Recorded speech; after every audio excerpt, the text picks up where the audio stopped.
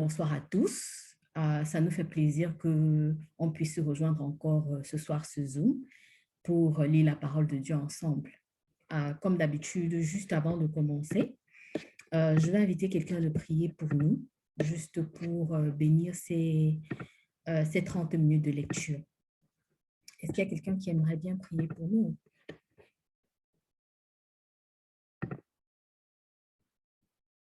Au cas contraire, comme d'habitude, je vais m'inviter à prier. C'est tout un honneur de prier. Seigneur, tous rassemblés ici, autour de toi, nous te prions de veiller sur nous, veiller sur nos cœurs, pour que ta parole trouve un refuge dans nos cœurs, pour que nos esprits puissent se réjouir de tes paroles, pour agrandir notre foi. En Jésus, nous avons ainsi prié. Avant de commencer, je vais juste vous rappeler que mardi, nous avons appris que dans le chapitre 20, que servir Dieu demande l'humilité et le courage. J'imagine que nous tous, on aurait bien voulu avoir toute cette humilité et courage de Paul. Et Paul nous avertissait de faire attention aux faux enseignements de la parole de Dieu, mais également de travailler de nos propres mains et non convoiter le bien d'autrui. Il avait fait également ses adieux dans la ville d'Éphèse. Donc, je nous invite à découvrir ensemble où est-ce que le Saint-Esprit l'amène dans le chapitre 21. Sans doute, je commence à lire les 5 premiers versets. Comme ça, je vais peut-être inviter quelqu'un d'autre à lire les 5 autres. Actes, chapitre 21. Après nous être séparés d'eux, nous avons pris la mer et nous avons mis directement le cap sur l'île de Kos. Puis le lendemain, nous avons continué sur Rhodes et de là vers Patar. Pendant notre escale, nous avons trouvé un navire en partance pour la Phénicie. Nous nous y sommes embarqués et nous avons pris le large. Arrivés en vue de Chypre, nous l'avons laissé sur notre gauche et nous avons continué notre route vers la Syrie pour débarquer à Tyr, où le navire devrait livrer sa cargaison. Il y avait là des disciples. Après les avoir trouvés, nous sommes restés 7 jours avec eux. Or, ceux-ci, poussés par l'Esprit, conseillèrent à Paul de ne pas se rendre à Jérusalem.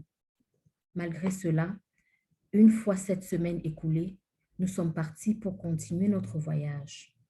Ils nous ont accompagnés tous, avec leurs femmes et leurs enfants, à quelque distance de la ville. Là, nous nous sommes agenouillés sur le rivage pour prier.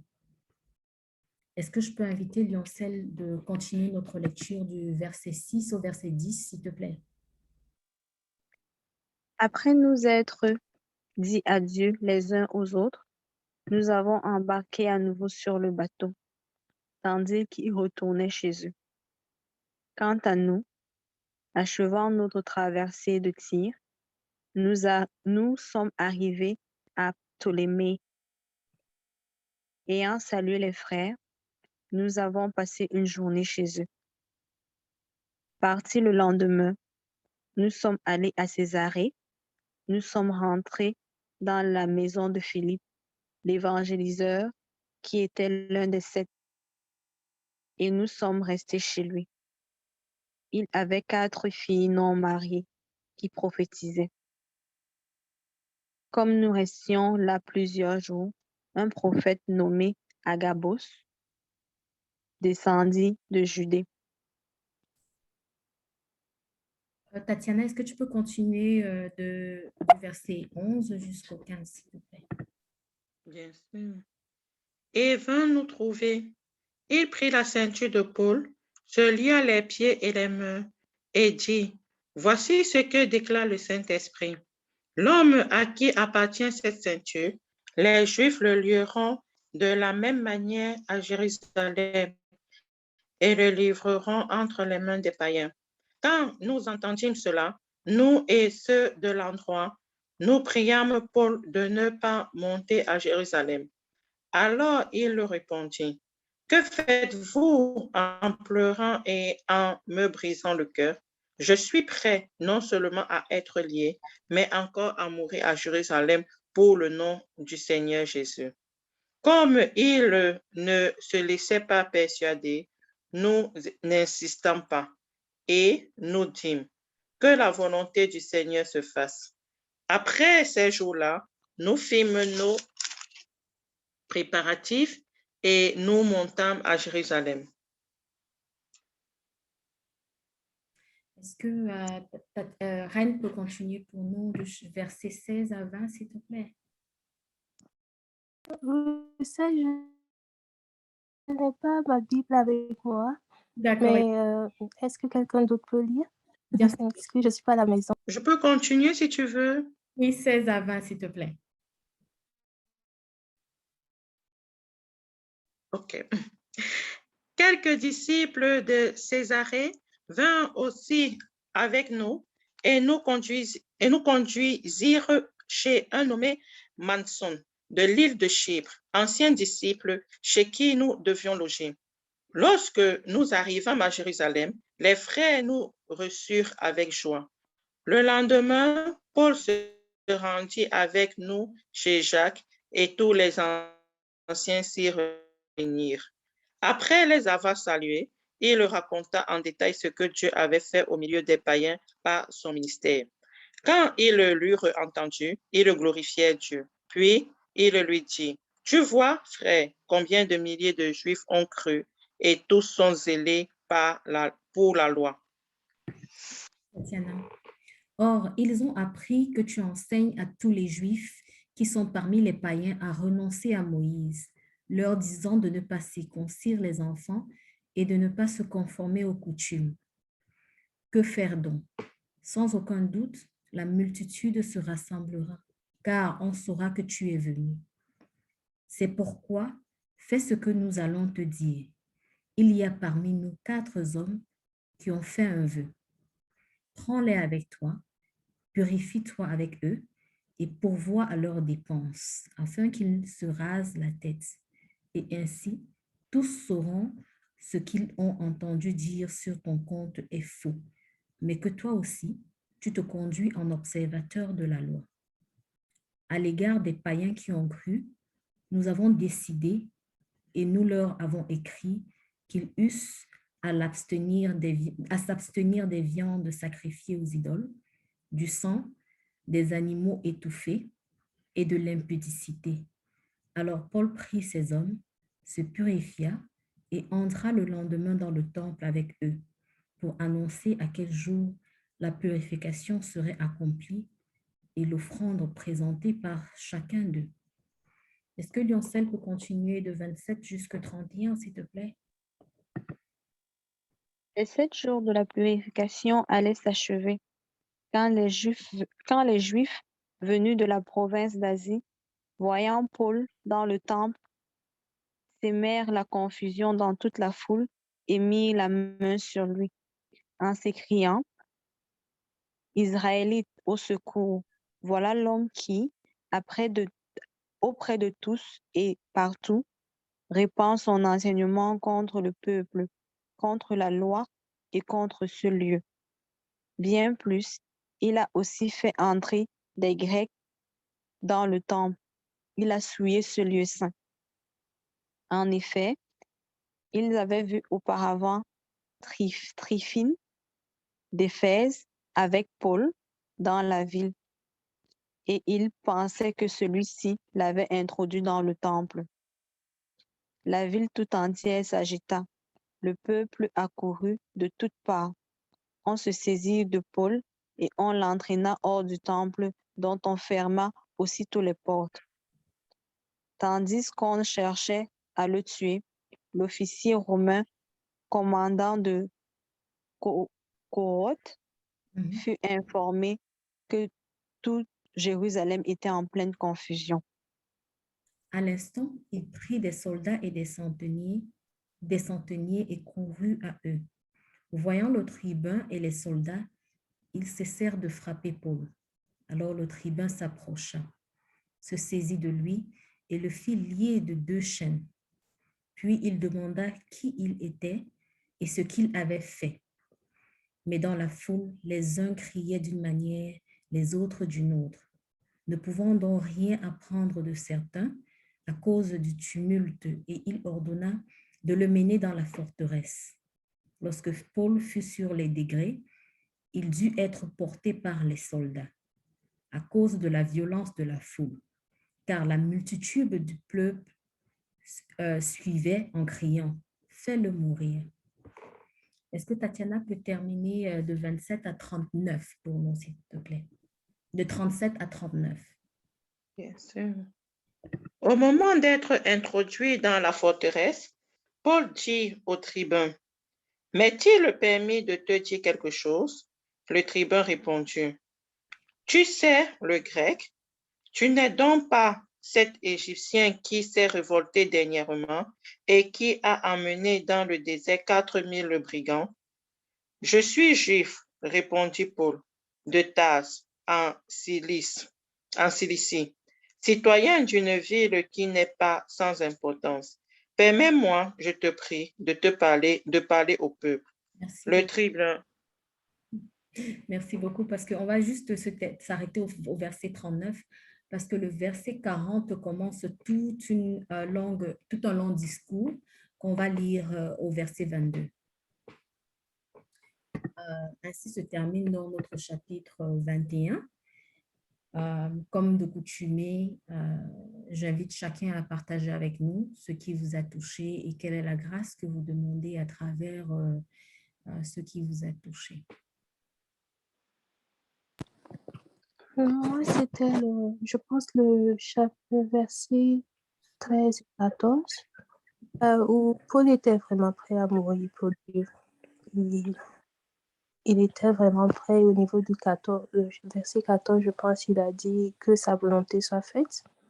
Donc, moi, ma prière, c'est que la volonté de Dieu se fasse dans ma vie et que j'ai cette foi, cette conviction de Paul-là. L'amour qu'il a pour le Seigneur, c'était vraiment un amour, je sais pas, je sais pas s'il y a un adjectif pour qualifier ça, mais je pense que quand on ressent ce type d'amour dans notre vie, ça nous permet en fait de surpasser tout, parce qu'on sait qu'on a Dieu, on a tout en fait.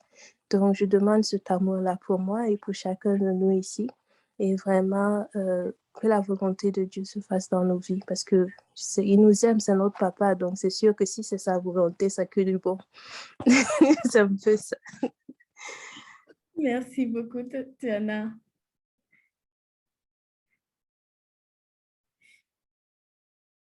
Est-ce qu'il y a quelqu'un d'autre qui voulait partager? Tout comme Reine, le parcours de Paul et son personnage continue de m'intriguer. Paul est prévenu au verset 4, je pense. Il est prévenu par ses disciples. Et comme Reine a dit tout à l'heure, il est plein d'amour et sa foi est grande. Il est prévenu par les disciples comme quoi, poussé par l'esprit, fais attention, ne va pas à Jérusalem. Ses disciples lui ont prévenu en fait. Mais tout comme les disciples avaient dit à Jésus, n'y va pas, il y a un plan de te capturer. Et tout comme Jésus, il repousse ses disciples pour rester fixés sur sa mission. Jésus avait dit à l'un de ses disciples, arrière de moi, Satan, parce que j'ai quelque chose à faire. Mais au verset 13, Paul dit, que faites-vous en pleurant et en me brisant le cœur? Je suis prêt non seulement à être lié, mais encore à mourir à Jérusalem pour le nom de Jésus. Que la volonté du Seigneur se fasse. Alors là, je me suis posé des questions parce que je me suis dit, waouh, une fois capturé, il est transporté encore par les soldats à cause de la violence de la foule qui criait « Fais-le mourir » au verset 36. Alors, je me suis dit, mais attends un peu, Jésus, c'était pareil, on disait « Crucifiez-le, crucifiez-le ». Quelque part, j'ai eu la ferme assurance que lorsque Jésus nous a dit dans les 2 premiers chapitres qu'il sera élevé à la droite de Dieu, mais qu'on ne s'inquiète pas, qu'il sera là et il va nous donner le Saint-Esprit. J'ai l'impression qu'il n'est jamais parti. En réalité, j'ai l'impression qu'il est là. Donc, la grâce que je demande pour nous tous, lorsque je faisais cette analyse, c'était que l'Éternel nous donne de vivre la mystique de sa présence dans nos vies, un peu comme ce que Reine demandait, que sa présence soit une bénédiction dans nos vies chaque jour. Outre ce que Reine et Roussel ont partagé, l'amour de Paul pour le Christ et la mystique, la grâce de la mystique, moi, ce qui me touche, c'est l'accueil et le fait de rendre compte. Lorsque Paul arrive à Jérusalem, les chrétiens de Jérusalem lui font bon accueil. La question que je me pose, est-ce que j'accueille aussi bien les autres? Est-ce que quand les autres viennent vers moi, je les accueille ou bien j'ai une tendance à les repousser? Est-ce que je suis orgueilleux, suffisant? Est-ce que je suis capable, comme les disciples, d'écouter ce que les autres vont me raconter de leur expérience? Comme Paul raconte ses expériences aux disciples qui sont à Jérusalem et tous rendent grâce à Dieu. La grâce que je voudrais demander, c'est la capacité de pouvoir accueillir les autres. La deuxième grâce que je voudrais demander au Seigneur, toujours la capacité de pouvoir écouter et de m'émerveiller ce que Dieu fait à travers la vie des autres. Et la troisième, de pouvoir lui rendre grâce en toutes choses. Merci beaucoup, William. Est-ce qu'il y a quelqu'un d'autre qui voulait partager?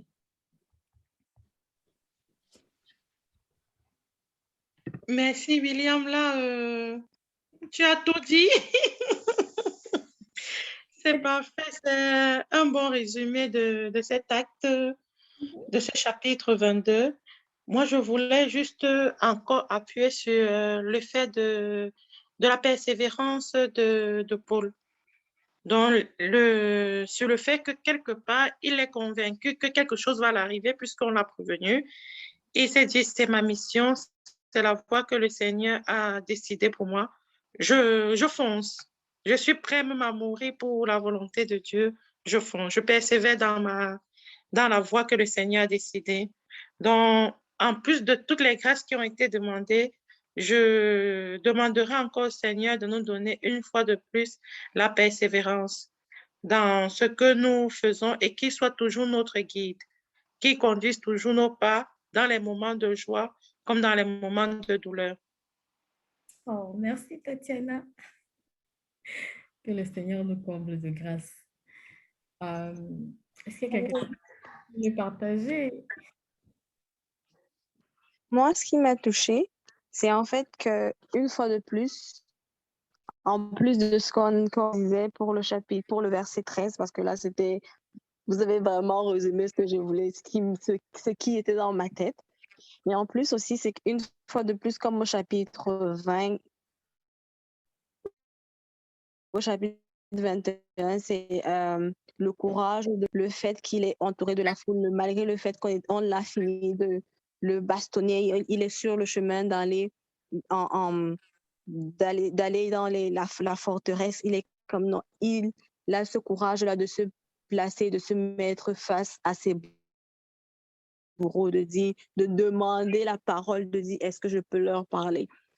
Il a ce courage-là de dire non, non, malgré ce qui se passe, je veux leur parler, je veux faire passer mon message, malgré ce que vous venez de me faire. Donc, une fois de plus, ce que je veux demander pour nous, c'est d'avoir ce courage-là de se tenir droit, d'être toujours droit, d'avoir toujours confiance et d'avoir toujours cette foi-là, d'avoir toujours ce courage-là malgré l'adversité.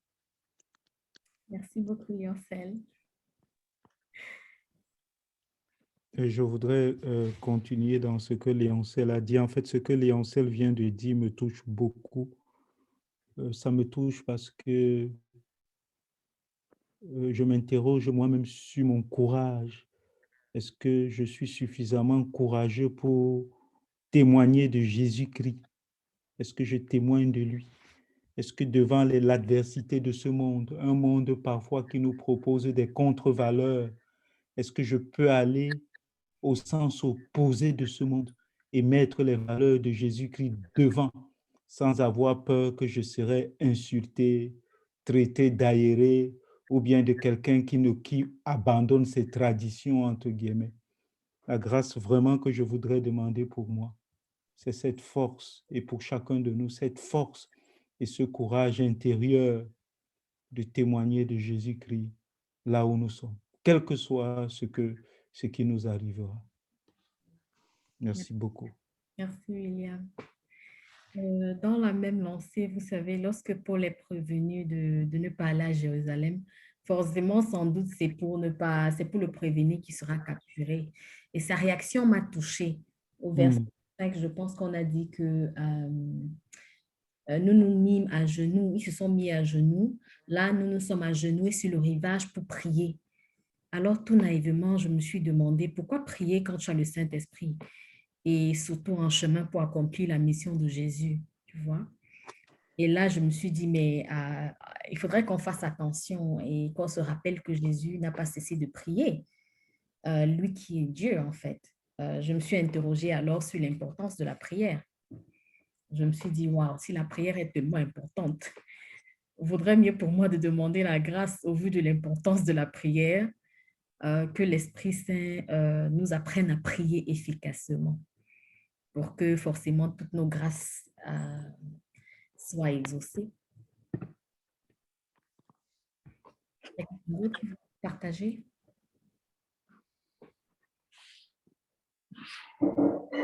Au cas contraire, je vais inviter quelqu'un à prier pour nous juste avant qu'on ne termine.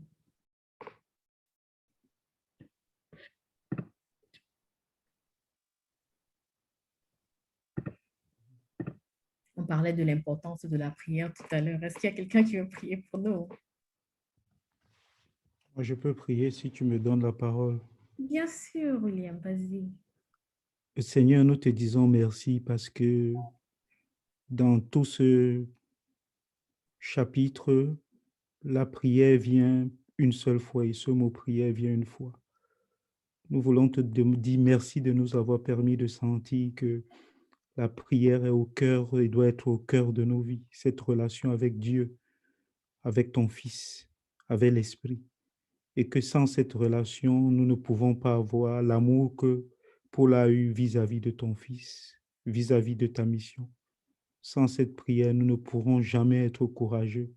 Sans cette prière, nous ne pourrons jamais être persévérants. Nous voulons te demander la grâce d'une union profonde et intime avec toi, toi qui vis et règnes pour les siècles des siècles. Amen. Amen. Amen. Amen. Amen.